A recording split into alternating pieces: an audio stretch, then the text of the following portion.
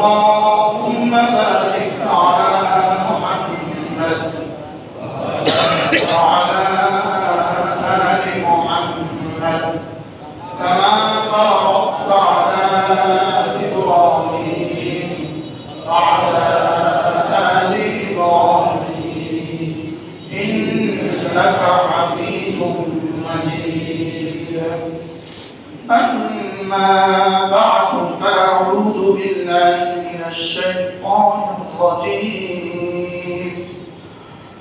بسم الله الرحمن الرحيم.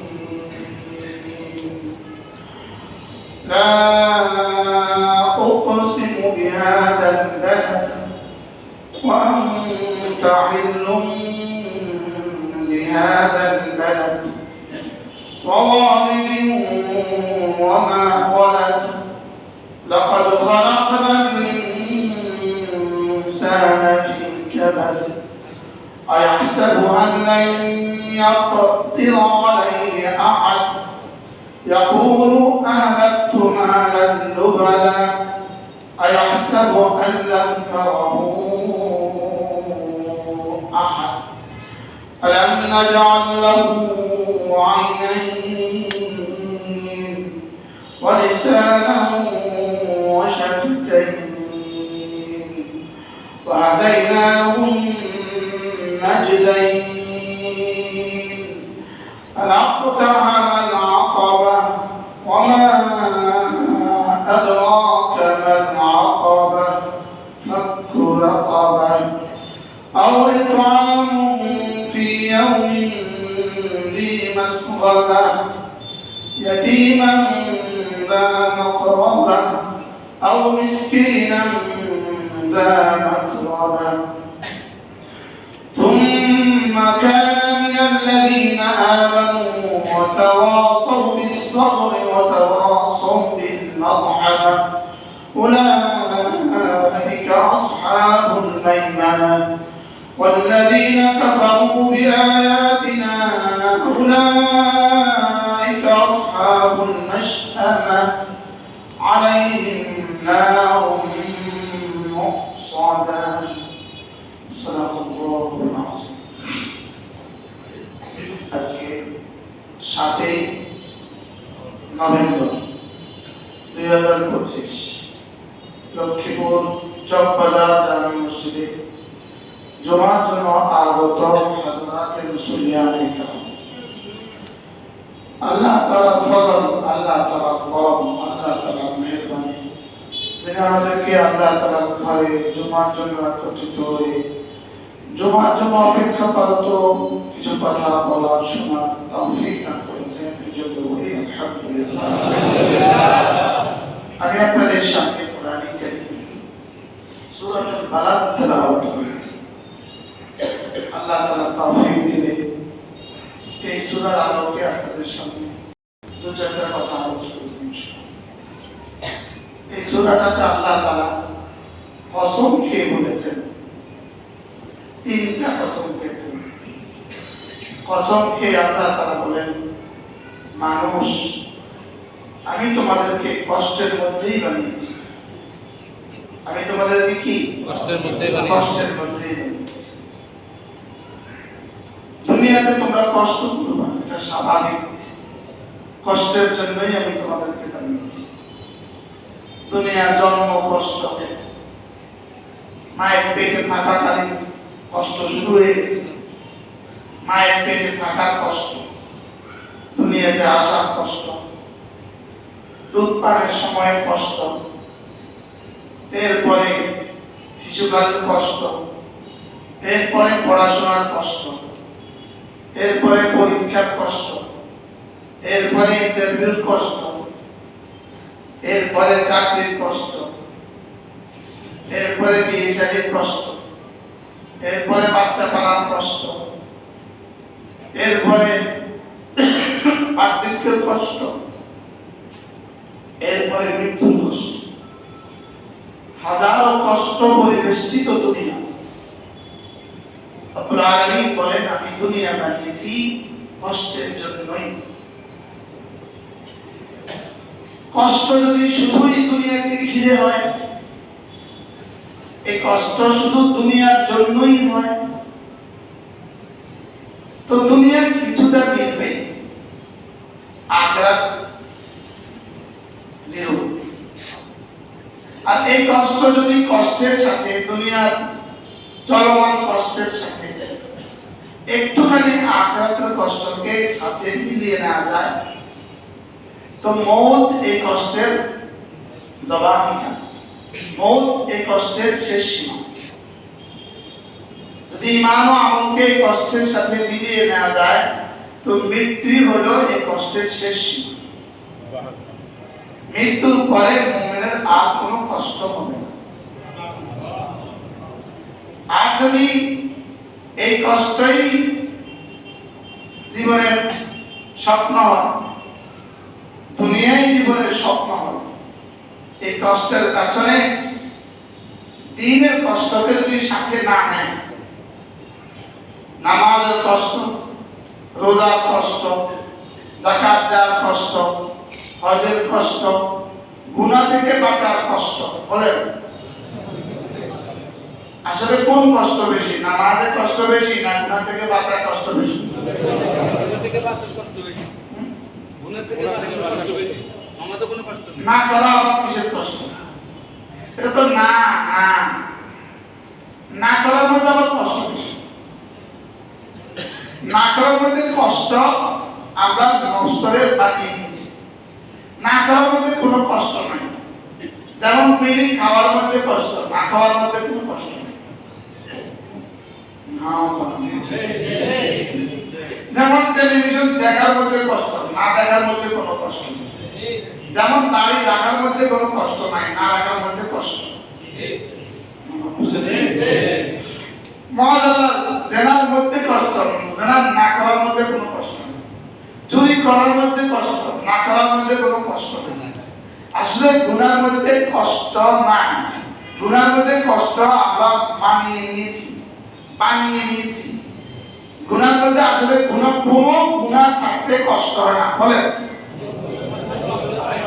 আরো বলেন। যেটা থাকতে কষ্ট হবে এটাকে আল্লাহ তাআলা ছাড়া ওয়াজিব করেন না, মনে বুঝেন না? যেটা ছেড়ে দিলে বান্দার কষ্ট হবে, বলেন এটা আল্লাহ তাআলা এটাকে হারাম করবেন কেন? এটাকে মাকরুহ করবেন কেন? এটাকে গুনাহ বানাবেন কেন? এটা করতে আমার বন্ধু কষ্ট পাবে, ওটাকে আমি গুনাহ করবো কেন? আমার মনে বুঝেন না। বলে তো গুনার মধ্যে কোনো কষ্ট, গুনার মধ্যেই, গুনাহ ছাড়তে কোনো কষ্ট নাই, গুনাহ করতে কষ্ট। কি বলছি বলেন তো? গুনাহ ছাড়ার মধ্যে কোনোই কষ্ট নেই। যেমন আমরা দাড়ি রাখছি, জীবনে দাড়ি রাখার জন্য 1 টাকাও খরচ হয় না। যারা 40 বছর দাড়ি কামাইছেন, শুধু দাড়ির টাকাটা যদি জমা করতেন তার দুইবার হজ খরচ হতো। কি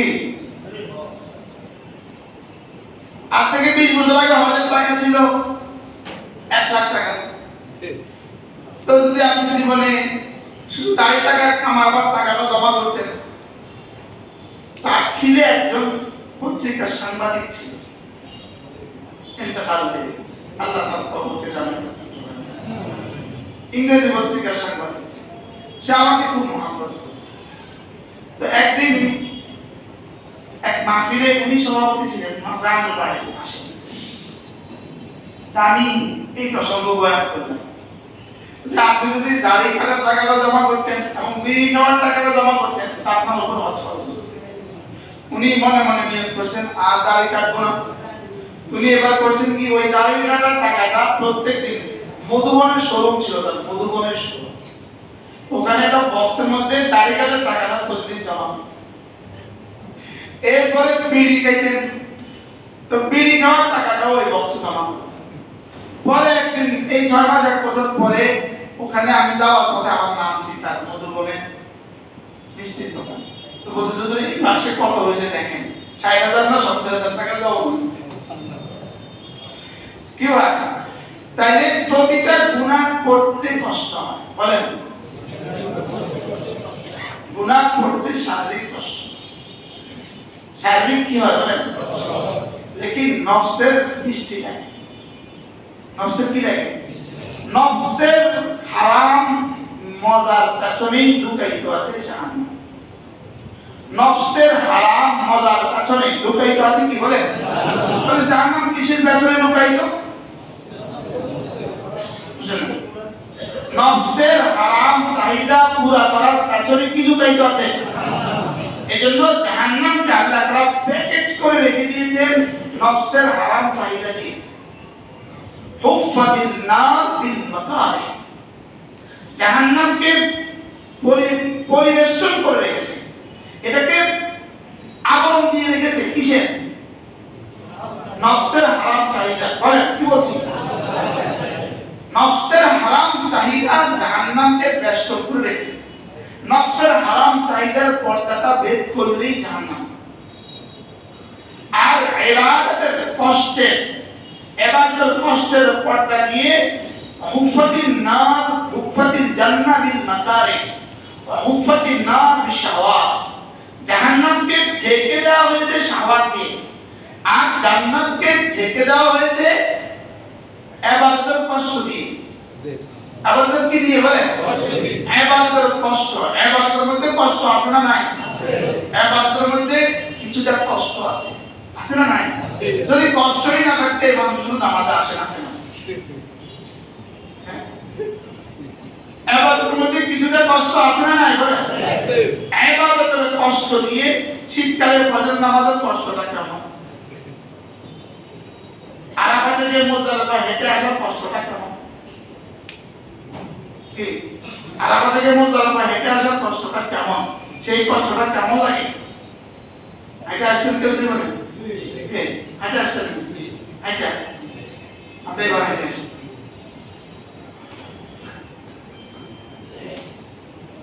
হুফফাতিল জান্নাহ বিল মাকারি, কষ্টের পেছনে জান্নাত, আর শাহওয়াতের মিষ্টির পেছনে জাহান্নাম। প্রতিটা গুনার পেছনে জাহান্নাম আছে। বলেন প্রতিটা গুনার পেছনে কি আছে? বলেন প্রতিটা গুনাহ জাহান্নামের অংশ, প্রতিটা গুনাহ জাহান্নামের অংশ। এজন্য গুনাহ জীবনে কখনো কারোর হৃদয়কে শান্ত করে না। গুনাহ দিয়ে হৃদয় শান্ত হইতেই পারে না। বলেন আর জিকির দিয়ে হৃদয় কখনোই অশান্ত হয় না। সুবহানাল্লাহ।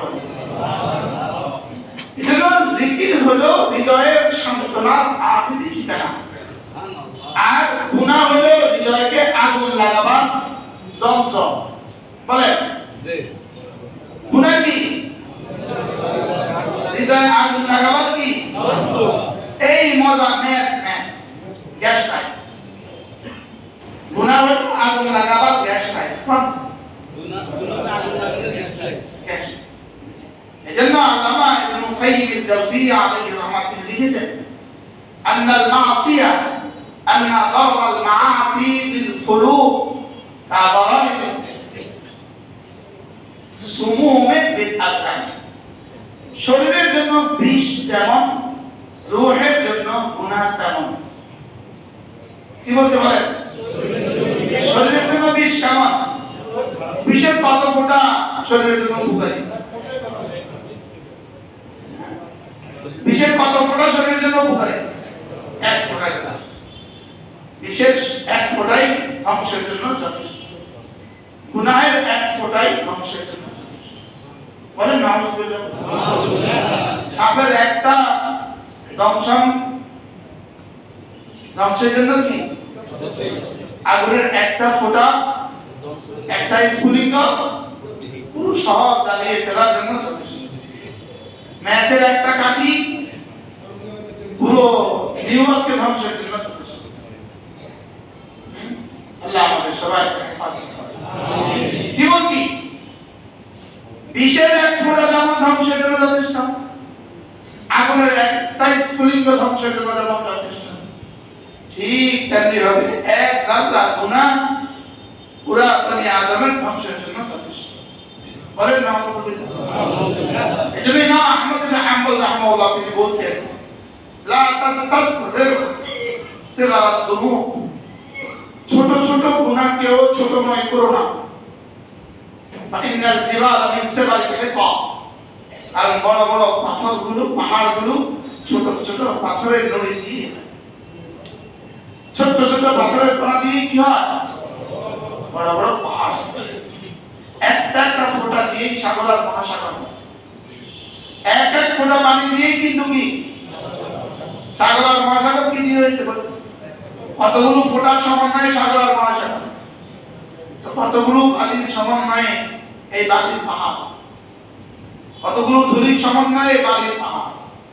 ঠিক তেমনি ভাবে গুনাহ, ছোট্ট ছোট্ট গুনাহগুলোই আমাদেরকে গুনাহ পাহাড় বানিয়ে দিচ্ছে। এর বিপরীতে যদি তোমার জিন্দেগি এই ছোট্ট ছোট্ট কিছুতে হাত পড়ো, সেগুলো তোমার নেকির পাহাড় করে দিবে।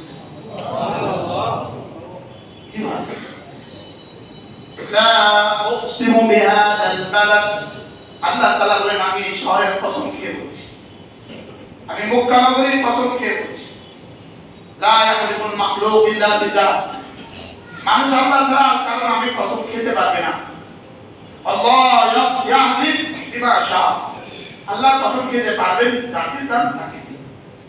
বান্দার তো কারো কসম খাওয়ার সুযোগ নেই। বান্দা কোনো মানুষের নামে, বান্দা কোনো পীরের নামে, বান্দা কোনো মাখলুকের নামে কসম খেতে পারবে না। আমি আকাশের কসম খেয়ে বলছি, তোমাকে ভালোবাসি। বলে কি বলছি? বলে ধোঁকা। পৃথিবীর যত হারাম ভালোবাসা আছে সব ধোঁকা। বলেন, হালাল ভালোবাসা বলতে হয় না, আর হারাম ভালোবাসা বলতে হয়। যেই ভালোবাসা বলতে হয় এটা ভালোবাসা নয়। বলেন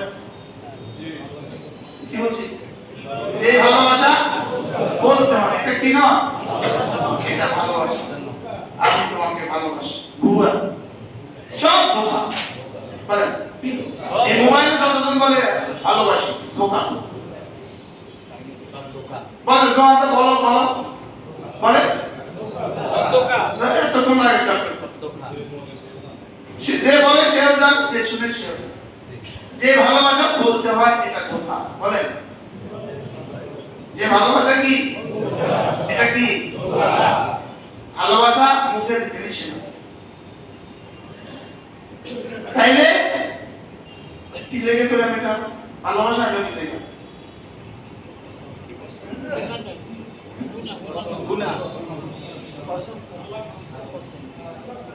আল্লাহ তাআলা কোন মাখলুকের কসম খেতে পারবেন, এটা বান্দা। এজন্য আকাশের কসম, আমি তোমাকে ভালোবাসি, ধোঁকা। মানে হারাম ভালোবাসা যত মিষ্টি হোক, যত মজা হোক, যত মজা বাড়বে বুঝবেন যে আপনি তত ধোঁকা খাচ্ছেন। আপনি তত কি তত ধোঁকা খাচ্ছেন। এজন্য হারাম ভালোবাসার পেছনে কি লুকায়িত আছে? জাহান্নাম লুকায়িত আছে। দুনিয়াতে জাহান্নামের কষ্ট লুকায়িত আছে, আখিরাতে জাহান্নাম আছে। লাকাদ খালাকনাল ইনসানা ফি কাবাদ, লা উকসিমু বিহাদাল বালাদ, আমি এই শহরের কসম খেয়ে বলছি, আমি এই মক্কা নগরীর কসম খেয়ে বলছি। তারপরে দেখবেন ওয়া আনতা হিল্লুম বিহাদাল বালাদ, তাহলে মক্কা নগরী দামি, এজন্য আল্লাহ মক্কা নগরীর কসম খেয়েছেন। মক্কা নগরী কি দামি, এজন্য কি পৃথিবীর সবচেয়ে দামি শহরের নাম কি? আপনি ওই শহরে গেলেন না, আপনি দুনিয়াতে কিছুই গেলেন না। আপনি ওই শহরের কালো গোলাপ দেখেন নাই, আপনি দুনিয়াতে কিছুই দেখেন। কি বলছি? বাকি যাদের মান না থাকার কারণে যেতে পারেননি, আপনার আফসোসের কারণে রব হয়তো আপনার হৃদয়ে বাইতুল্লাহর কারণে আপনাকে রব অনেক দিন। যারা মাল থেকেও যেতে পারেননি, আপনারাই আফসোস রাখবেন কোথায়? এই আফসোস কোথায় রাখবেন? আমাদের মাওলানা আমির অনেক সুন্দর বলে যে দু চোখ বাইতুল্লাহর কালো গোলাপ দেখেনি, সে দেখলো কি? সে কি বলেন?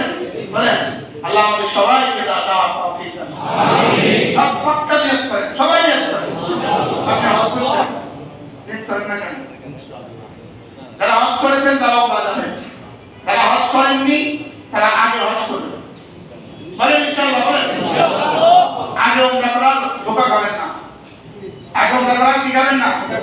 এটা হজ ফরজ হয়ে আর উমরা করার চেষ্টা করছেন, এটা ধোঁকায় আছেন, ধোঁকা। এটাকে নফস কি বলে? হজ যাইস না, হজ পরে যাইস, এখন উমরা করে ফেল। এটা নফসের হালকা ধোঁকা, নূরানি ধোঁকা। আমরা বুঝেন না? এটা নফসের কি ধোঁকা বলেন? এটা হজ ফরজ হয়ে হজ করেন না উমরা করেন, এদের দ্বারা নফসের নূরানি ধোঁকা। কি বলছি বলেন? হজ ফরজ কিন্তু উনি কি করেন না, উনি কি করছেন? এটা উনি কি করছেন? নফসের নূরানি ধোঁকা। নফস তাকে একটা নূরানি ধোঁকা দিচ্ছে। হজ পরে করিস, আগে উমরাটা কইরা তো দেখবি, বুঝবি, করতে সহজ হবে। এটা হলো নূরানি ধোঁকা, মানে নেক্সুরতে ধোঁকা বলে। নেক্সুরতে কি ধোঁকা? ওই উমরা করতে গিয়া তার যে ফজরটা ছুটে গেছে, ওই ফজর ছুটা 1 লক্ষ উমরার সমকক্ষ হবে না। নাউজুবিল্লাহ বলেন। লেকিন হজ করতে গিয়া, ফরজ হজ করতে গিয়া বিমানের কারণে উমরা ফজর ছুটছে, বাধ্য এখানে এই কাজা রব মাফ করবে। এটা যে বাধ্য হয়েছে তুমি এর লেগে, কিসের লেগে বাধ্য হয়েছে? ফরজের লেগে বাধ্য হয়েছে। লেকিন ওখানে সে কিসের লেগে বাধ্য হয়েছে? কি পুরো নফল লেগে সে বাধ্য হয়েছে। এজন্য আগে হজ করব, বলেন ইনশাআল্লাহ। সবাই হজে নিয়ত করেন ইনশাআল্লাহ। ইনশাআল্লাহ করতে দল না ইনশাআল্লাহ। কিভাবে বলা দরকার ছিল বলে যাতে এই অ্যাডভোকেট হজ করছেন, কেন হজ করেন না?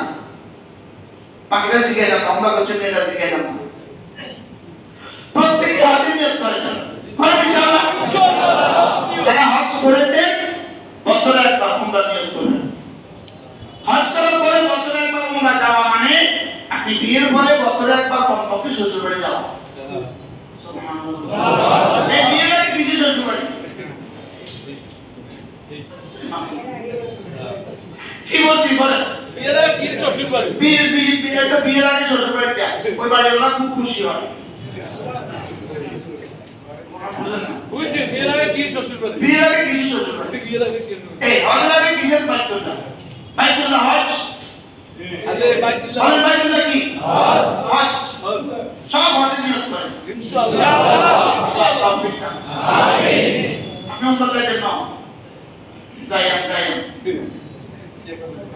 মাঝে মাঝে ধাক্কা দেয়, এরপর যাইয়েন মাঝে মাঝে ধাক্কা দেয়। আল্লাহ তাআলা যাদেরকে ভালোবাসেন তাদেরকে মাঝে মাঝে ধাক্কা দেন। যাদেরকে ভালোবাসেন না একটা টানে উঠায় নিয়ে আসে, যাদেরকে তওবার সুযোগ দেন না তাদেরকে উঠায় নিয়ে আসে, আর যাদেরকে ভালোবাসেন তাদেরকে একটু ধাক্কা দেন। ঠিক ঠিক সুবহানাল্লাহ। ওকে ব্যাগ গোছাবার টাইম দেন। সুবহানাল্লাহ বলেন। আল্লাহ তাআলাকে ব্যাগ গোছাবার কি দেয়? টাইম দেয়। আর বেঈমানের ফাসিককে টাইম দেয় না, একটা ধাক্কা দেয়। একটা কি দেয়? ধাক্কা দেয়। এক ধাক্কায় ধোঁকা, বাস এক ধাক্কায় শেষ। লেকিন আল্লাহ ওয়ালাদেরকে, এজন্য তোমার আল্লাহ ওয়ালাদের জীবনের শেষ সময়ের অসুস্থতা এটা কোনো তার গুনাহের দলিল নয়, বলতে আল্লাহ তাআলা তাকে দামি বানাতে চাচ্ছেন। সুবহানাল্লাহ। আল্লাহ তাকে কি বানাতে চাচ্ছেন? দামি বানাতে চাচ্ছেন। দামি বানাবার জন্যই এটাকে বলে সবরে ইস্তেরালি। এটাকে বলে আল্লাহ তাআলা তাকে সবর করতে বাধ্য করে দিয়েছেন।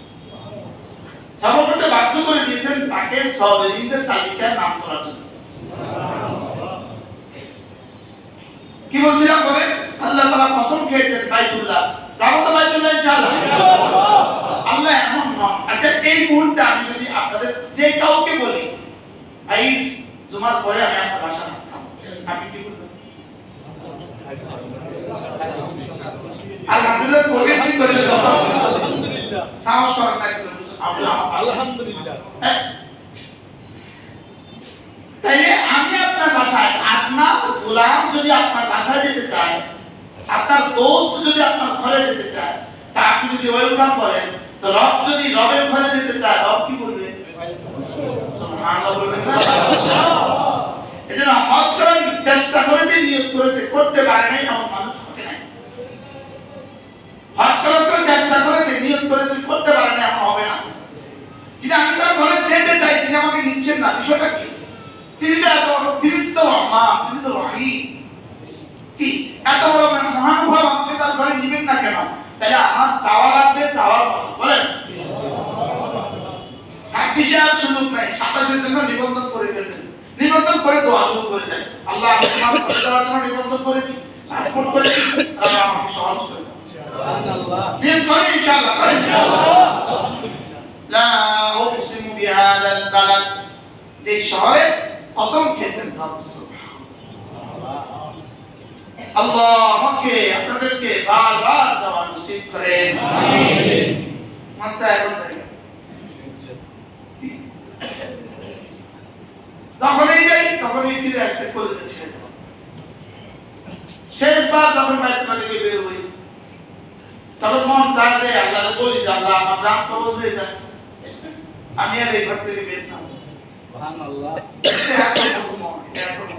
সুবহানাল্লাহ। আমি ইলাইহি আফিদাতুন নাস, হাজী ইব্রাহিম দোয়া করেছেন আল্লাহ এই ঘরের সাথে পৃথিবীর সব মানুষের ভালোবাসা সৃষ্টি করে দাও। এক দোয়া সুবহানাল্লাহ। লা উকসিমু বিহাদাল বালাদ ওয়া ওয়ালিদিন ওয়া আনতা ইল্লুম বিহাদাল বালাদ। এবার বলেন আমি আপনারও কসম খেয়ে বলছি সুবহানাল্লাহ। সত্য কথা, মাকানের দাম বাড়ে মাকিনের টাকা, জায়গার দাম বাড়ে ওই জায়গার অবস্থানকারীর টাকা। সুবহানাল্লাহ। কি ভাই বলেন, কি বলছি? জায়গার দাম বাড়ে জায়গা কি অবস্থানকারী, মাকানের দাম বাড়ে মাকিনের টাকা। কখনো মাকিনের দাম বাড়ে মাকানের দ্বারা, কখনো মাকানের দাম বাড়ে মাকিনের দ্বারা। মনে বুঝেন নাই? হ্যাঁ মনে বুঝেন নাই? কখনো কখনো অবস্থানের কারণে দামি হয়ে গেছে, কখনো কখনো দামি জায়গা অবস্থানকারীর কারণে ব্যক্তি দামি হয়ে গেছে, কখনো কোনো ব্যক্তির কারণে জায়গার দাম হয়, কখনো জায়গার কারণে ব্যক্তির দাম। আমরা মক্কা শরীফ গেলে আমরা দামি হই না, জায়গা দামি হয়? আমরা দামি হই। মনে বুঝেন নাই? মসজিদে আসলে কি আমি দামি হই না মসজিদ দামি হয়? হ্যাঁ বুঝছেন কি হয় বুঝেন না? আমি একটা লেগে একটি পরিমাণ যুদ্ধ শুরু হয়ে গেছে, সামনে আর 3 মাস। কি যুদ্ধটা চাবে?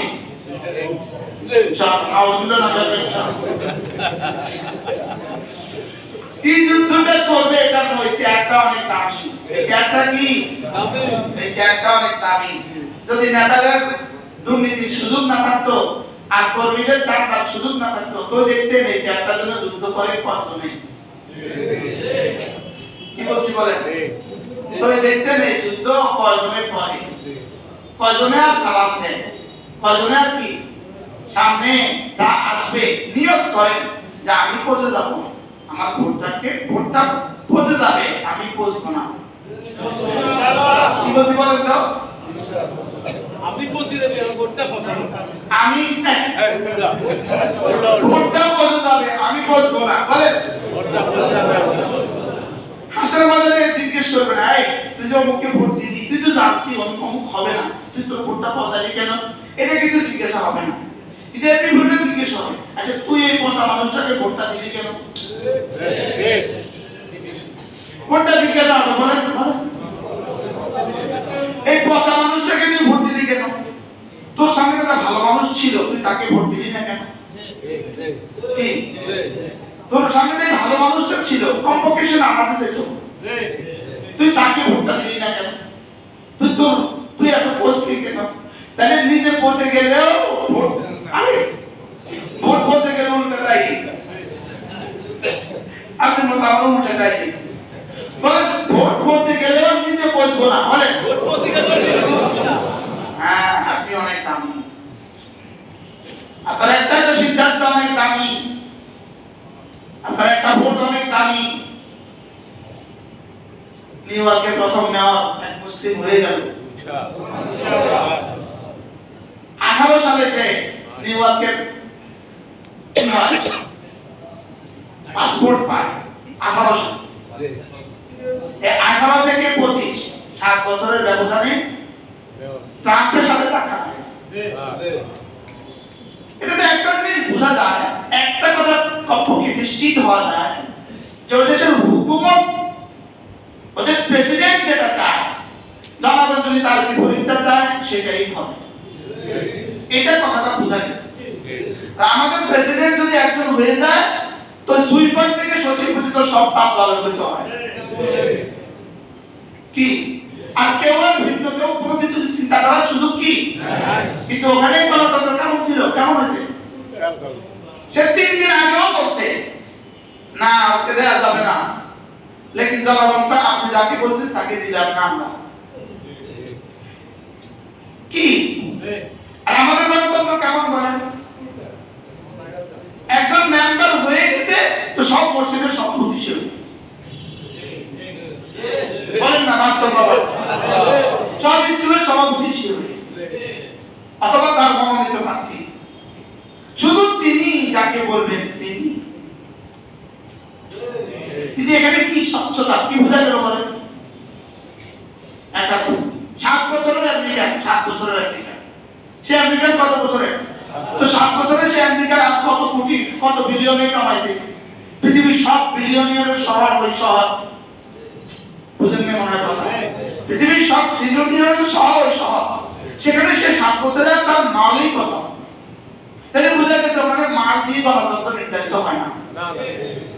ওখানে প্রেসিডেন্টের ইশারা দিয়ে গণতন্ত্র নির্ধারিত হয় না, সরকারি দলের ইশারা দিয়ে গণতন্ত্র নির্ধারিত হয় না। আর আমাদের গণতন্ত্র নির্ধারিত হয় কি দিয়া? একটা জিনিস তো বোঝা গেল, কি বলেন? ওই যুবককেও আল্লাহ তাআলা হেদায়েত দিয়ে দেন, হেদায়েতের উপর ইস্তেকামত দিয়ে দেন, সেজন্য পুরো পৃথিবীর নির্যাতিত মানবতার জন্য কিছু করতে পারে আল্লাহ যেন তাকে তৌফিক দিয়ে দেন। পুরো পৃথিবীর মজলুম মানুষের জন্য সেজন্য কিছু করতে পারে আল্লাহ তাআলা তাকে তৌফিক দিয়ে দেন। দোয়া করতে কোনো অসুবিধা আছে? দোয়া করতে অসুবিধা আছে? আল্লাহ তাইলে আল্লাহ তাআলা কসম খেয়ে বলেন ওয়া আনতা, আমি তোমার কসম খেয়ে বলি। কার কসম খাচ্ছেন? রাসূলের। এবার রাসূলের একটা শব্দ বলেছেন ওয়া আনতা হিল্লুম বিহাদাল বালাদ, তুমি কে? হিল্লুম বিহাদাল বালাদ, দেন বাবা এই মুরব্বিকে একটু দেন, বাবা দেন মুরব্বিকে একটু দেন। আল্লাহ ওয়া আনতা হিল্লুম বিহাদাল বালাদ। হিল, হেল শব্দের দুটো তর্জমা, একটা হলো হুলুল থেকে হেল, আর একটা হলো হালাল থেকে, হিল্লুম থেকে হেল। হালাল থেকে যদি হেল হয় আর হুলুল থেকে যদি হেল হয় তাহলে তর্জমা কি? 3টা তর্জমা। 1 নাম্বার, আপনি যে শহরে অবস্থান করছেন, সুবহানাল্লাহ, আমি এই শহরের কসম খেয়ে বলি এবং আপনার কসম খেয়ে বলি আপনি যে শহরে অবস্থান করছেন, সুবহানাল্লাহ, এটা কতটা ভালোবেসে রব তার হাবিবের কসম খাচ্ছেন। এটা দিয়ে রব ওই শহরকেও দামি বানালেন, রাসূলকেও দামি বানালেন। এগুলো নিয়ে যদি কথা বলি তো কথা মূল কথা চলো কম হয়ে যাবে। 3 নাম্বার কসম, ওয়ালিদিন, আমি বাবার কসম খেয়ে বলি। ওয়ালিদ মানে বাবা, ওয়ালাদ মানে সন্তান। ওয়ালিদিন ওয়া মা ওয়ালাদ, ওয়াহিলের কথাটা বললেন না। ওয়ালিদিন ওয়া মা ওয়ালাদ, আমি পিতার কসম খেয়ে বলি, আমি সন্তানের কসম খেয়ে বলি। পিতা মানে আদম আলাইহিস সালাম আর সন্তান মানে পুরো বনি আদম, সুবহানাল্লাহ। রব কিন্তু আপনারও কসম খেয়ে, সুবহানাল্লাহ, আমার কসম খেয়ে। ওয়ালিদিন ওয়া মা ওয়ালাদ, এবার রব্বুল আলামিন বলেন লাকাদ খালাকনাল ইনসানা ফি কাবাদ, অবশ্যই আমি মানুষ বানিয়েছি। লাকাদ খালাকনাল ইনসানা, আমি মানুষকে বানিয়েছি ফি কাবাদ, কষ্টের মধ্যেই বানিয়েছি। আমি মানুষকে কিসের মধ্যে বানিয়েছি? কষ্টের মধ্যেই বানিয়েছি। সে কষ্ট করবে, এটা স্বাভাবিক। সারা দুনিয়ার সমস্ত জানোয়ার কষ্ট করে, লেকিন এই কষ্ট আর মানুষের কষ্টের মধ্যে ভিন্নতা আছে, আছে না নাই? আছে। গরু ঘাস খাইতে কিছুটা কষ্ট হয়, কষ্ট। গরু প্রসব করতে কিছুটা কষ্ট হয়, কষ্ট। লেকিন মানুষের কষ্ট আর গরুর কষ্টের মধ্যে বেশ সমান নাই, আছে। না, আল্লাহ তাআলা বলেন আমি মানুষকে কষ্টের মধ্যেই বানিয়েছি, কষ্টের মধ্যেই বানিয়েছি। মানুষকে আমি কষ্টের মধ্যেই বানিয়েছি। তাহলে কষ্ট আমার জীবনের স্বাভাবিকতা না অস্বাভাবিকতা? স্বাভাবিক বলেন কি? আমার চাকরি কষ্ট হইলো স্বাভাবিক, আমার দোকানের কষ্ট হইলো স্বাভাবিক, আমার ব্যবসার কষ্ট হইলো স্বাভাবিক। সবগুলো স্বাভাবিক কষ্ট যদি আমি মেনে নিতে পারি, তাহলে নামাজের জামাতের সাথে নামাজ এটাও স্বাভাবিক। সুবহানাল্লাহ। জামাতের সাথে নামাজ রাত কি এবাদত হবে আমার আজকের দিনে আমার মূল কাজ কি? আমার কালকের দিনে মূল কাজ কি? কালকে তো আমার রোজা নাই, হজ নাই, যাকাত নাই, কালকে আমার মূল কাজ কি? তাইলে যে রব বলেন তোমাকে আমি এতটা কষ্টের মধ্যে বানিয়েছি, নামাজের কষ্টটাও তুমি তোমার সঙ্গে নিয়ে নাও। নামাজের কষ্টটাও একটু মিলিয়ে নাও, নামাজের কষ্টটা একটু মিলিয়ে নাও। দোকানের শাখাটা তোমাকে ফেলতে হয়, একটু কষ্ট তুমি একটু সময়ের জন্য মেনে নাও। আবার কি খুলবার একটু কষ্ট, শুধু এই জন্য দোকানে আসে না, মসজিদে আসে না, নামাজ ছাড়ার নামাজও পেতে কষ্ট। বুঝেন না? এরকম মানুষ আছে না? নাই বলে হ্যাঁ, কারণ দোকানে এইভাবে মাল সাজাইছে, রাস্তা তো উনি দোকান দিয়ে রাস্তা অর্ধেক দখল করে যাচ্ছে। যিনি বিনা প্রয়োজনে অকারণে রাস্তা দখল করছেন দোকানের মাল দিয়া, আপনি হাসরের ময়দানে প্রতিটা মানুষের কষ্টের জন্য হাসপাতালে যাওয়া উচিত। নতুন পয়েন্ট জীবনে বললাম, পৃথিবীর কোথাও দোকানের সামনে, নিজের দোকানের সামনে বর্ষা সাজায় না। আপনি দোকানের সামনে সরকারি জায়গাতে বর্ষা সাজালেন কেন? আল্লাহ আমাদের কিস্তের হুকুমত দেয়, এই রাস্তায় ফুটবল থাকবে না। ইনশাআল্লাহ বলেন ইনশাআল্লাহ। আমার মনে হয় দিব ইনশাআল্লাহ। আর বলেন দিবে ইনশাআল্লাহ, বলেন ইনশাআল্লাহ। ওজিদার ইনশাআল্লাহ করেন।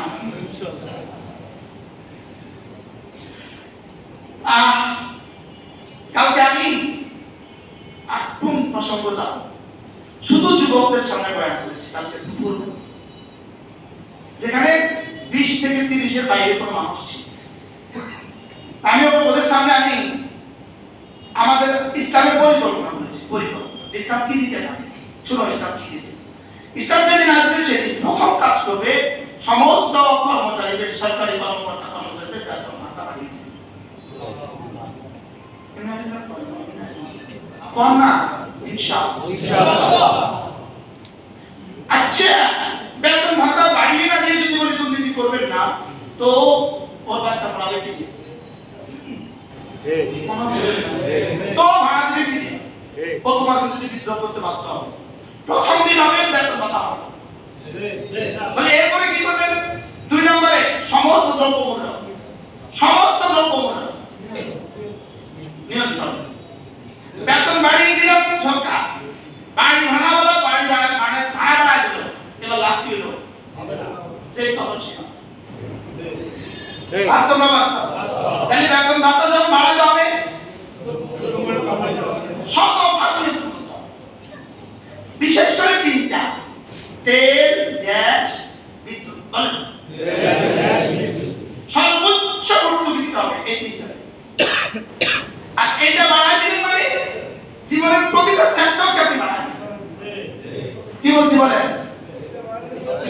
জীবনের প্রতিটা অধ্যায়কে আপনি বাড়ায় দিবেন। আর এটা কি নিয়ন্ত্রণ করতে হবে। এরপরে এই দুটো যদি নিয়ন্ত্রিত হয়ে যায়, 3 নম্বরে দুর্নীতিতে ব্রেক ফসে। সবাই বলবে গুড অ্যান্ড ওয়েল, ভালো। বুঝলেন কি? সবাই বলবে এই না, এটাই না হুকুমত দরকার। মনে হয় বুঝেন না? আল্লাহ দিয়ে দাও একবার। আমিন। তাকে দেখুন ইসলাম কি পারে। ইসলাম যে পারে, এর উপর আমার বয়ান আছে, ভালো শুনে নেবেন। ইসলাম পারবে ইনশাআল্লাহ। ইসলাম পারবে। ইসলাম কি পারবে? ইসলাম পারবে ইনশাআল্লাহ, বলেন ইনশাআল্লাহ। আল্লাহ একবার দিয়ে দাও, আমিন। একবার দিয়ে দাও, আমিন। আল্লাহ দেশে দিচ্ছি, পৃথিবীর 1 ইঞ্চি জায়গা হবে না যেখানে ইসলাম পৌঁছবে না ইনশাআল্লাহ। একটা ঘর মাশরিক থেকে মাগরিব, শিমাল থেকে জুনুব, পৃথিবীর কোনো ঘর হবে না কাঁচা পাকা যেখানে ইসলাম পৌঁছবে ইনশাআল্লাহ। ইসলাম আসবেই আসবে ইনশাআল্লাহ, ইনশাআল্লাহ, বলেন ইনশাআল্লাহ।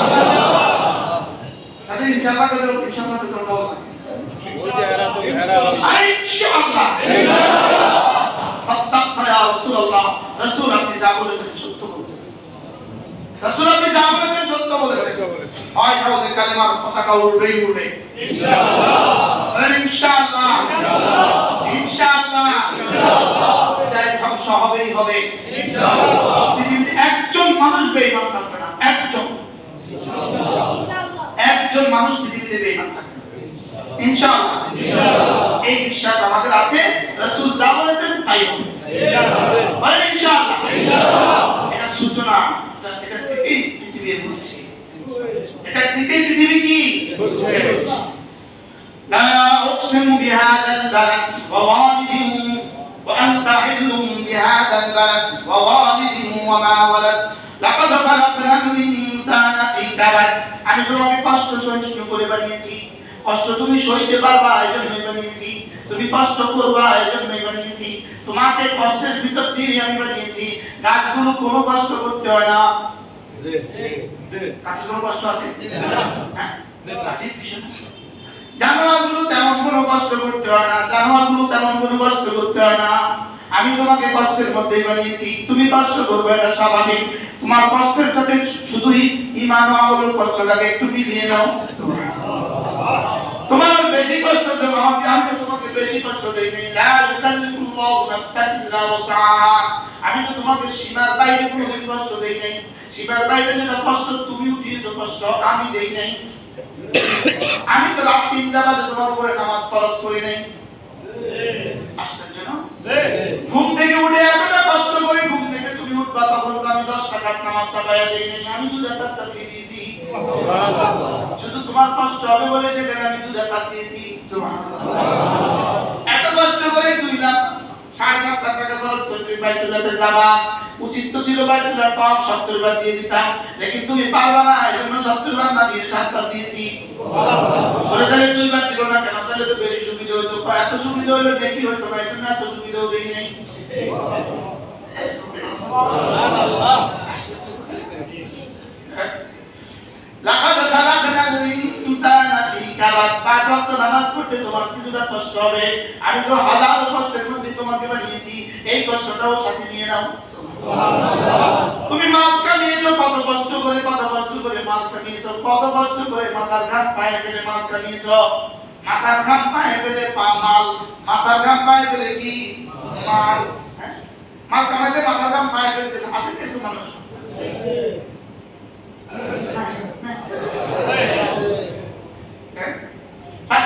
কি অবস্থা ছিল, ঘাম পায় মন করে পাইছে।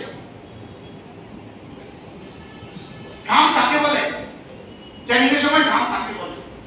মুজা আপনি গেছে শরীরের সাথে এরকম ঘাম গেছে না, গেছে না বলেন? তোমাকে আমি কষ্টের মধ্যেই বানিয়েছি, কষ্ট তোমার জীবনের স্বাভাবিক কর্ম, কষ্টই তোমার জীবনের স্বাভাবিক ধর্ম। তুমি কষ্ট করবা এই জন্যই তোমাকে বানিয়েছি, তবে নামাজের কষ্টটাকে সাথে মিলিয়ে নিও। সুবহানাল্লাহ। লাকাদ খালাকনাল ইনসানা ফি কাবাদ। বাহ বাহ, আমি তোমাকে কষ্টের মধ্যেই বানিয়েছি। এবারে কি বলে? এবার রব্বুল আলামিন দুটো সিদ্ধান্ত শুনিয়েছেন, দুটো কথা শুনিয়েছেন। মানুষ, তুমি যে নাফরমানি করছো, তুমি কি ভাবছো তোমার উপরে ক্ষমতাধর পৃথিবীতে আর কেউ নেই? তুমি কি ভাবছো তোমার উপরে লাগাম ধরনেওয়ালা, লাগাম কেটে ধরনেওয়ালা পৃথিবীতে আর কেউ নেই? তুমি কি ভাবছো তোমার হাতের শক্তি চিরদিন থাকবে? তুমি কি ভাবছো তোমার হাড়ের শক্তি চিরদিন থাকবে? তুমি কি ভাবছো তোমার পায়ের শক্তি চিরদিন থাকবে? তুমি কি ভাবছো তোমার উপরে ক্ষমতা ধরার কেউ নেই, তোমাকে উপকার করার মতো কেউ নেই? আয়াহসাবু আল্লান ইয়াকদিরা আলাইহি আহাদ। তুমি কি ভেবেছো তোমার উপরে ক্ষমতা ধরার কেউ নেই? আল্লাহ। কি গত 16 বছরে কি তারা জীবনে একবার কল্পনা করছিল? না। আমরা পাই না, আমরা পাই না। তিনি সবার আগে পালিয়েছেন। কি বলছে না, বলছে না বলেন? তিনি সবার আগে পালিয়েছেন। তিনি বলছেন আমরা পাই না, আমরা এখনো যোগ্য না। আমি গত 16 বছরে কিছু কইলেই হোসেন ভাই আর ইসমাইল ভাই আমাদের যোগ্য না। এই তিনজন আমার দিকে যোগ্য আছে, যোগ্য আছে ক্লিয়ার। আল্লাহর রাস্তায় নিজে বাঁচতে কাম করে বাঁচা। শুধু যে আমাদের মনে হোসেন ভাই নিজে বাঁচে না করে বাঁচা। আলহামদুলিল্লাহ আমরা আছি, তারা নাই। আলহামদুলিল্লাহ। কি ভাই আমাদের জেলখানা থেকে এসে করতো, আপনি কবে বেরোবেন? এরা কারাবাগ ফিরা, তারা না সারা রাত আমাদের করতো। আমি তো সারা রাত করতাম। এসব পরে আমি ফজরের আযান শুনেন ঠিক বললি যাও আলহামদুলিল্লাহ প্রতি রাত এটা ছিল কমন অধ্যায় শুধু পড়া তো আমার সামনে দিয়ে যখন ওরা পাঠ চালু করতো তো বলতো হুজুর আপনি জেলখানা থেকে কবে বেরোবেন আমি বলতাম বের হওয়া নিশ্চিত ইনশাআল্লাহ জিন্দাবাদ বলতাম বের হয়ে ইনশাআল্লাহ হবো তবে হয় কি আল্লাহ নাম করে বের করেছে তাকে বের করবো কবে বের হয়ে তো হয়ে বের হয়ে ইনশাআল্লাহ পানা আমরা বলে আমি মহব্বত লাগে কবর নেন না লোক পায় না কে দইলে আবার বিপদে পড়ে কে জানালা যায় আবার বিপদে পড়ে কে জানালা যায় আবার বিপদে কি আয়ামসাবু আল্লাই ইয়াকদির আলাইহি আহাদ সে কি ভেবেছে তার উপর ক্ষমতাধর কেউ নেই কি সবক দিচ্ছে রব বলেন না হ্যাঁ আছে বলেন প্রত্যেকটা বেনামাজিকে রবে সবক দিচ্ছেন প্রত্যেকটা বেরোজগারীকে রবে সবক দিচ্ছেন প্রত্যেকটা হারামখোরকে রবে সবক দিচ্ছেন প্রত্যেকটা হারামখোরকে রবে সবক দিচ্ছেন প্রত্যেকটা দুর্নীতিবাজকে রবে সবক দিচ্ছেন আমাকে সবক দিচ্ছে আপনাকে সবক দিচ্ছে কি ভেবেছিস আয়াহসাবু কি ভেবেছিস আল্লাহ ইয়াকদির আলাইহি আহাদ তোর উপরে কি কেউ ক্ষমতাধর নেই বলেন না আছে আমার উপরে ক্ষমতাধর আছে না নাই আছে বলেন আছে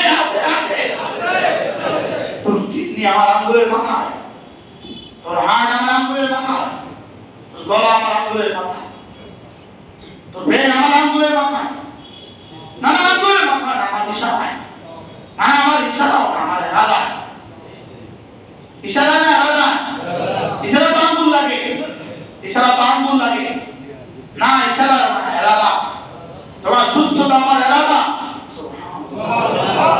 তোমার রিজিক আমার ইরাদা তোমার জীবন আমার ইরাদা তোমার পথ চলা আমার ইরাদা তোমার সবচেয়ে জগতে কিছু দেই নাই আমি তোমাকে তুমি ভেবেছো তুমি সব পারো তুমি এই জন্য আমার নামটা নিতে ছাড়ো নাকি জুলাই সনদে তুমি আমার নামটা নিতে পারোনি আমাদের পুরো লক্ষ্মীপুর জেলা থেকে একজন জুলাই সনদে যাওয়ার দুর্ভাগ্য হয়েছে সেই দুর্ভাগ্য হলো আমি আমরা বুঝেন না সেখানে আমি বলছিলাম এই সনদ দিয়ে কি হবে এই সনদ আর কি হবে সেই সনদে বিসমিল্লাহির রহমানির রহিম লেখার মতো সৌভাগ্য তাদের হয় নাই যে সনদে ইসলাম শব্দ একবার উচ্চারিত হয় নাই যে সনদে আল্লাহ শব্দ একবার উচ্চারিত হয় নাই যে সনদে মহান স্রষ্টা মহান দয়া রবের অনুগ্রহ এক শব্দ উচ্চারিত হয় নাই যে শব্দ মুসলিম উম্মাহর কথা একবার আসে নাই সেই সনদ এটা পর্যন্ত কি দিবে এটা বোঝাই যায় ঠিক কুল্লু আমরিন দিবাল লাম ইউবাদা বিসমিল্লাহ ওয়া আক্তা রব্বে কারীম বলেন রাসূল বলেন প্রত্যেক যে কাজ যেটা বিসমিল্লাহ ছাড়া শুরু হবে সেটা আক্তা সেটা লাজ কাটা সেটা কখনোই বরকতপূর্ণ হবে না রাসূল তাকে আক্তা বলেছেন আক্তা বলেন আক্তা বলেছেন সেটা কি হবে সেটা বরকতপূর্ণ হবে কিভাবে আপনাদের দেখতে শরম লেগেছে বিসমিল্লাহির রহমানির রহিম লিখি কিভাবে কিভাবে লিখি এটা কিভাবে বলি ছড়া এটা কি ছড়া এটা লিখি কিভাবে কি আল্লাহ তাআলা আল্লাহ শব্দ বলা শরম বিসমিল্লাহ বলা শরম আলহামদুলিল্লাহ বলা শরম والصلاه والسلام على رسول الله বলা শরম লাগে গোটা আরব হুকুমত পুরো আরব দেশ পুরো বক্তব্য আছে একটা হুকুমত আপনি পাবেন না যে তার জীবনের কোন বক্তব্য বিসমিল্লাহির রহমানির রহিম আলহামদুলিল্লাহি রাব্বিল আলামিন والصلاه والسلام على رسول الله বলে শুরু করেন না একটা বক্তব্য ওরা বলে গেছে দুনিয়া থেকে আর তোমরা বিসমিল্লাহ ছেড়ে দিয়ে তোমরা কাফির হয়ে গেছো বুঝলি কি বিসমিল্লাহ ছেড়ে দিয়ে তোমরা সফল হয়ে গেছো বিসমিল্লাহ ছেড়ে দিলেই সভ্যতা বিসমিল্লাহ ছেড়ে দিলেই সভ্যতা পৃথিবীর সমস্ত খ্রিস্টান রাষ্ট্র তাদের কি কি করতে পারে? শপথ দিতে পারে। তোমরা পারো না, তোমরা পারো না। তারা তাদেরকে বলতে পারে তোমরা পারো না। হিন্দুদেরকে বলতে পারে তোমরা পারো না। খ্রিস্টানদেরকে বলতে পারে তোমরা পারো না। ইহুদিদেরকে বলতে পারে তোমরা পারো না। তারা মেঘিয়ে ধোঁকা বলতে পারে তোমরা চির সত্যটা বলতে পারো না। লজ্জা লাগে, লজ্জা লাগে, লজ্জা শরম লাগে। বিসমিল্লাহ বলতে পারে না, শরম লাগে। তারা বিসমিল্লাহ বলতে পারে না। এদের তারা চাকরি কি পাবে? এদের যারা চুরি আর ডাকাতি আর দুর্নীতি ছাড়া তাকে আর কিছু পাবে না। চুরি আর ডাকাতি আর দুর্নীতি ছাড়া তাকে আর কিছু পাবে না। কেন এত দামি কাজে, এত রক্তের বিনিময়ে, এত রক্তের বিনিময়ে যে স্বাধীনতা, সেটা সনদ লিখতে বিসমিল্লাহ লিখতে ভুলে গেলেন কেন? এটা সনদ লিখতে বিসমিল্লাহ লিখতে ভুলে গেলেন কেন? এটা হাতে পাওয়ার সঙ্গে সঙ্গে হৃদয়ে একটা তুফান শুরু হয়েছে। আল্লাহ, আমি যদি আমার এক মিনিটের জন্য এই মঞ্চে যাই, আমি এই শব্দ বলবো, যাওয়ার পাই না। লেকিন চিন্তা চেতনা করে আর কেউ বক্তৃতাই দেয় না, কাউকেই কেউ দেয়, নিজেই বলেছে, একাই বলেছে। কি ভাই, বিসমিল্লাহ বলতে অসুবিধা কি ছিল? কে নিষেধ করেছে তোমাকে বিসমিল্লাহ বলতে? তোমার রাসূল তো বলেছেন, সর্বকালের সর্বশ্রেষ্ঠ মহান মানব তো বলেছেন, সর্বকালের সর্বশ্রেষ্ঠ রাষ্ট্রনায়ক তো বলেছেন, সর্বকালের সর্বশ্রেষ্ঠ সেনাপতি তো বলেছেন। বলে মুহাম্মদ রাসূল সর্বকালের সর্বশ্রেষ্ঠ রাষ্ট্রনায়ক, মুহাম্মদ রাসূল সর্বকালের সর্বশ্রেষ্ঠ সেনাপতি, মুহাম্মদ রাসূল সর্বকালের সর্বশ্রেষ্ঠ শান্তি প্রবক্তা, মুহাম্মদ রাসূল সর্বকালের সর্বশ্রেষ্ঠ শান্তি ধারকের নায়ক। তার কথা যিনি জীবনে নিজের থেকে কিছু বলেননি, তার কথা কুল্লু আমরিন দিবান লাম ইউবদা বিসমিল্লাহ ফাহুয়া আবাদান আফিরাতুন ফাহুয়া আকফা। সেটা ফুলে দূষিত, সেটা লেজ কাটা, সেটা বরকতহীন। বিসমিল্লাহ বলতে অসুবিধা কোথায় ছিল? বিসমিল্লাহ বলতে ষোলো কোটি আঠারো কোটি মানুষের কে আপনাকে কি দিত, নিরুৎসাহিত করতো? কে আপনার বিরুদ্ধে বক্তৃতা দিত? আপনি বিসমিল্লাহ বললেন না কেন? বিসমিল্লাহ দিলেন না কেন? কে বলতো আপনাকে? কে প্রতিবাদ করতো আপনাকে? কেউ তো প্রতিবাদ করতো না। লেকিন আপনি এত কষ্টের অর্জনকে ধ্বংস করে দিলেন। এত কষ্টের অর্জনকে কি করে দিলেন? এত কষ্টের অর্জনকে ধ্বংস করে দিলেন। আগামীতে যারা আসবেন বিসমিল্লাহর সাথে বেয়াদবি করবে না। বিসমিল্লাহ জায়গায় না বলা, বিসমিল্লাহর সাথে বেয়াদবি। বিসমিল্লাহ জায়গায় না বলা, রব্বে কারীমের সাথে বেয়াদবি। রব রহমান, রব রহিম, কেন এই দুই শব্দ বিসমিল্লাহর মধ্যে সংযোজন করলেন? অন্য কিছু পারতেন না? বিসমিল্লাহিল খালিক, বিসমিল্লাহিল মালিক তো বলতে পারতেন, লেকিন রহমান রহিম কেন বলেছেন? শুধু কলিজা ডাক দেওয়ার জন্য, এই শোন, তোর জীবনের সব আমি রহমান রহমান। কোত্থেকে কোথায় নিয়ে আসছে আপনাকে? সুবহান দিতেন আপনাকে পদ্মা নদী, আপনাকে সুযোগ পেলে ওখানে ঢেলে দিত, আপনাকে সুযোগ পেলে ওখানে ঢেলে দিত। আর যে রব আপনাকে সেখান থেকে তুলে নিয়ে আসছে, আপনি লিখতেন, ওদেরকে বললেন না কেন? কারণ বিসমিল্লাহ জানো। শুরু করছি বরং করে নাম রবের নামে, এটা বলতে অসুবিধা কি ছিল? শুরু করছি বরং করে নাম রবের নামে, এটা বলতে অসুবিধা কি ছিল? রহমানের নামে শুরু করেছি, অসুবিধা কি ছিল? বাংলায় বলতেন, আমি ইংরেজিতেই বলতেন। আয়াহসাবু আন লা ইয়াকদির আলাইহি আহাদ। ভেবে রেখেছো তোমার উপরে ক্ষমতাধর কেউ নাই? কারণ কিভাবে চোখান বলতেছেন, আয়াহসাবু আন লা ইয়াকদির আলাইহি আহাদ। কি ভেবেছিস তোর উপর ক্ষমতাধর কেউ নাই? বলেন, বাংলা বলেন, তর্জমাটা বলেন। কি ভেবেছ? বলেন, তোমার উপরে ক্ষমতাধর কেউ নাই? বলেন, অবশ্যই আছে। আমার বলেন, অবশ্যই আছে। আয়াহসাবু আন লা ইয়াকদির আলাইহি আহাদ ইয়াকুলু আলাকতু মা'আল লুবাদা।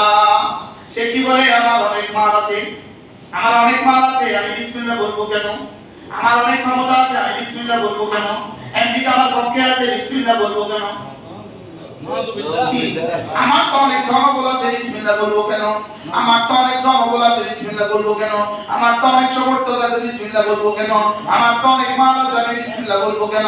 রব বলেন, না না না না না না না না না। তুমি ভেবেছো তোমার উপরে ক্ষমতাধর কেউ নাই। এবার রব বলে তুমি ভেবেছো তোমার অনেক মাল আছে, না না না, হাজার হাজার কোটি কোটি মাল বলাকে আমি মাটির সাথে মিশিয়ে দিয়েছি।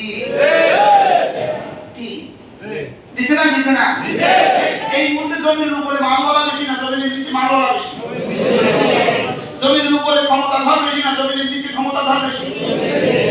ক্ষমতা ধর বেশি এখন জমিনে, ক্ষমতা ধরে বেশি মান বেশি সংখ্যক এখন জমিনে না জমিনের নিচে? তারা এখন আছে, তারা যাবে না।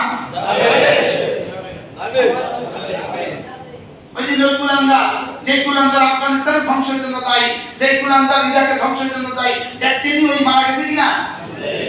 কথা বলে মারা গেছে কিনা? তো কই থাকতে তো পারতো না। এখন কি আচরণ হবে ওখানে? দুনিয়াতে তো রব ধরেন নাই। দুনিয়াতে কেন ধরেন নাই? প্রশ্ন, দুনিয়াতে কেন ধরেন নাই? এই পরিমাণ গজব উপযুক্ত, দুনিয়া এই গজব লোড নিতে পারবে না, এই জন্য দুনিয়া ধরেন নাই। মনে হয় বুঝেন না? দুনিয়া ধরছেন না কেন বলেন? এই পরিমাণ গজব একজন উপরে যদি গজব দিত সাত আসমান ভেঙে যেত, বুঝতে দেয় না। এই জন্য এদের তো পারে দিবে, সবাই পারে, বলেন সব কোন পারে? সবাই পারে দিবে। لقد خلقنا الإنسان في كبد أيحسب أن لن يقدر عليه أحد يقول أهلكت مالا لبدا হু এই কথা লেডি ফেরাউন যাওয়ার সময় শেষ মুহূর্তে বলেছিল, তোমরা কথা শুনছো না কেন? তোমাদের অনেক মাল নিয়েছি। কি বলছে? আপনি কি তোমাদের জন্য কি না করেছি আমি? সব সেনা অফিসের জন্য আমি সব কিছু করে দিচ্ছি। বিষয়টা কি? এত বড় খরচ করেছি, কথা শুনছো না? হুবহু রব যা বলছে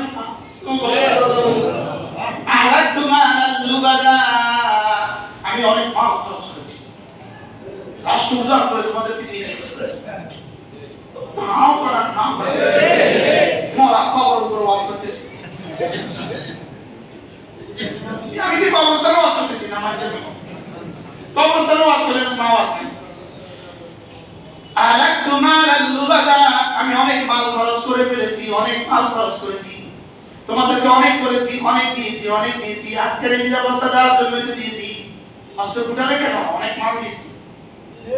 আর আমাদের সেনাবাহিনী সেদিন যদি অস্ত্র নিচের দিকে তাক না করতো, আজকের এই স্বাধীনতা হতো না।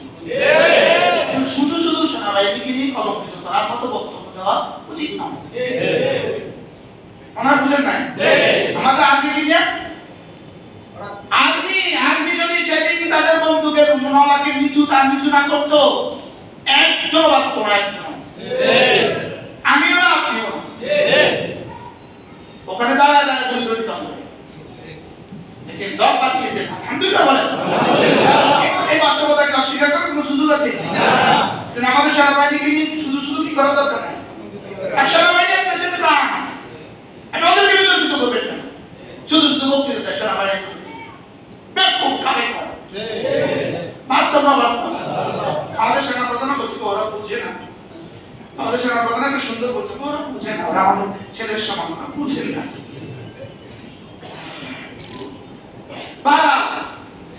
তাইলে মাল তো অনেক খরচ করেছি। রব্বুল সে কি বলে জানো?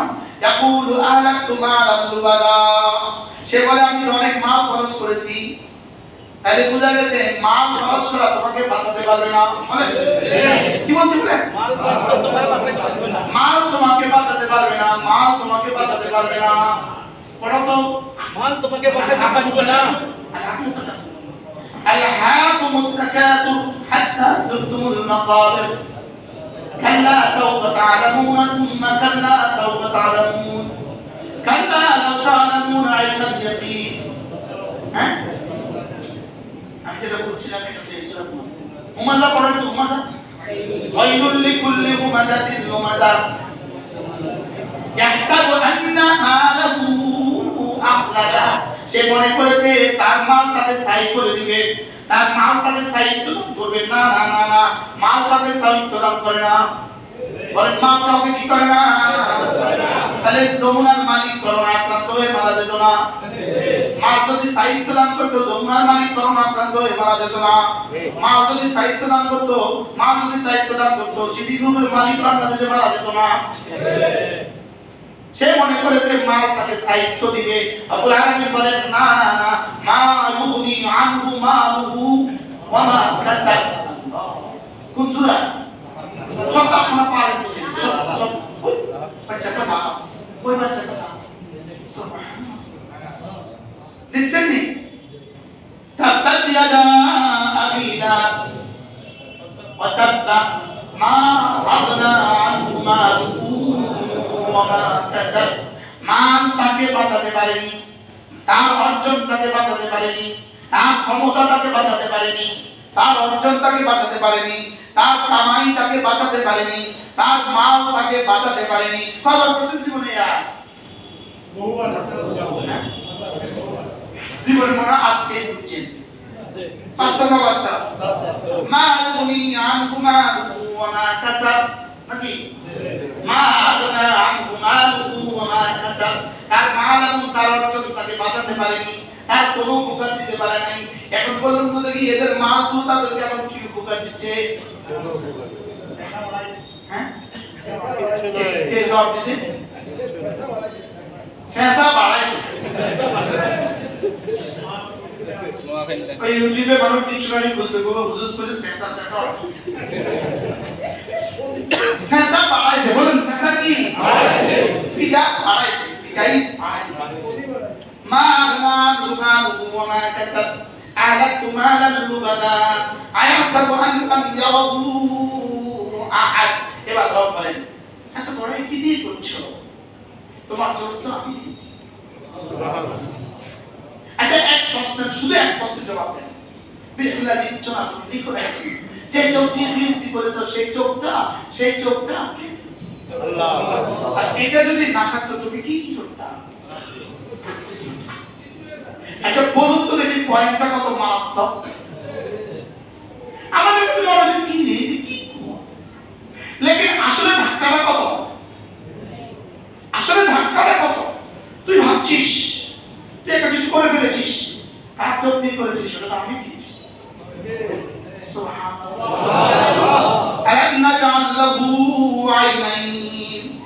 আমি কি তোকে দুটো চোখ দেইনি?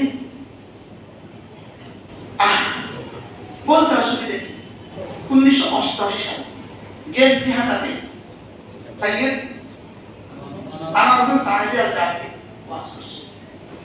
এই ওয়াজে তিনি এই অংশটা তেলাওয়াত করেছেন। কোন সালে? 88। আব্বা ছিলেন সভাপতি, আমরা শ্রোতাদের তালিকায় খেলে বসা। গত বছরের আগের বছর সৌদি আরবে এক জায়গায় আমার দাওয়াত ছিল, ওই জায়গায় হুজুরের দাওয়াত ছিল। হুজুর ওখানে গিয়ে বলতেছে, আমাকে বলতেছে আপনি কেমন আছো? আমি বলছি হুজুর আলাম নাজাল লাহু আইনাইন ওয়া লিসানান ওয়া শাফাতাইন। বলছে বাকিটা মানে কি? 88 সালে এই ওয়াজ আপনার থেকে শুরু করছিলাম। মাশাআল্লাহ। আব্বার বয়সে না, আব্বার বয়সে সমস্যা নেই, আল্লাহ হুজুরকে সুস্থতা দান করুন। আমিন। আলাম নাজাল লাহু আইনাইন, আমি কি তোমাকে দুটো চোখ দেই নাই? বলেন বলেন বলেন হ্যাঁ দিয়েছি। আচ্ছা যিনি দিয়েছেন তিনি আবার নিতেও পারেন কিনা? দিতে তো 1 বছর লাগছে, দিতে 1 বছর লাগছে মায়ের পেটে, লেকিন নিতে লাগবে না কি? নিতে লাগবে না কি? আমাদের চোখ তো কিছু না, এখানে গ্লাস ঢুকছে, এখানে গ্লাস ঢুকছে, এখানে গ্লাস ঢুকছে, অ্যাক্সিডেন্ট সব শেষ। ভাবছি জীবনে আর কখনোই চোখ ফিরে আসবে দিয়ে এবার পরীক্ষা নিচ্ছেন যে কি এটা সহি ইস্তেমাল করো কিনা। না আমি আবার দেন এটা সহি ইস্তেমাল করো কিনা, দেখি দেখি সহি ইস্তেমাল করো। আলাম নাজাল লাহু আইনাইন, আমি কি তোমাকে দুটো চোখ দেই নাই? ওয়া লিসানান, একটা জিহ্বাকে আমি দেই নাই? ওয়া শাফাতাইন, দুটো ঠোঁট আমি কি দেই নাই? বলেন হ্যাঁ দিয়েছে দিয়েছে দিয়েছে বলেন কে কে কে কি দিয়েছে সুযোগ কে দিয়েছে উঠুট কে দিয়েছে একটা জিব্বা কে দিয়েছে এবার রব বলেন এটা যেমন সত্য সামনের অংশটাও সত্য হবে ওয়াহাদাইনাহুম নাজদাইন আমি তোমাকে দুটো রাস্তা আমি দেখিয়েছি জান্নাতের রাস্তা আমি দেখিয়েছি জাহান্নামের রাস্তা আমি দেখিয়েছি আমি তোমাকে মসজিদের রাস্তাও দেখিয়েছি আমি তোমাকে মাজারের মন্দিরের রাস্তাও দেখিয়েছি আমি তোমাকে বাজারের রাস্তাও দেখিয়েছি মসজিদের রাস্তাও দেখিয়েছি ওয়াদাইনাহুম নাজদাইন আমি তোমাকে জান্নাতের রাস্তাও দেখিয়েছি আমি তোমাকে জাহান্নামের রাস্তাও দেখিয়েছি একটা চলবা সোজা জান্নাতে চলে আসবা আরেকটা চলবা সোজা জাহান্নামে চলে যাবা মসজিদের সামনে দোকান আপনি মসজিদে আযান দিলে আসেন না আপনি ভাবেন তো আপনি কার সাথে যুদ্ধ করলেন এরকম যুবক আছে না না এবার এক যুবক আমার সাথে হতে গিয়েছে আমার নামটা ছিল সে ব্যবসায়ী হিসেবে ছোট ব্যবসায়ী ঢাকাতে তার ছোট্ট একটা ওষুধের দোকান সে দোকানটা বন্ধ করে আমার সাথে হতে পুরো ৪৫ দিন ৪০ দিন সে আমার খুব খেদমত করছে ভীষণ খেদমত করছে সফরে যা যা লাগে সব সে করেছে লুঙ্গি ধোয়া জামা ধোয়া ধূপ উঠানো সব সে করেছে পড়াশোনা সামান্য পড়াশোনা একদমই সামান্য পড়াশোনা লেকিন এই যুবক বাংলাদেশে আইসা তার একটা স্পিড উঠছে তার একটা চলন উঠছে আপনার যে এত ভিডিও গায়েও না দেবে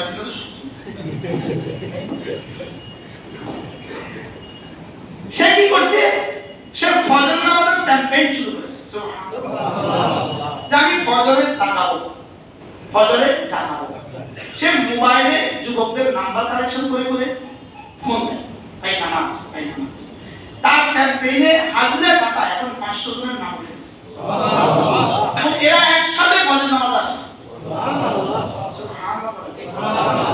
মালিক যদি কাম নিতে চায় আরো কাছে মালিক যদি কাম নিতে চায় এভাবে নেয় কোনো যোগ্যতা লাগে না সে বলে যে হুজুর আমার জুমার নামাজ এবং ফজর নামাজ সমান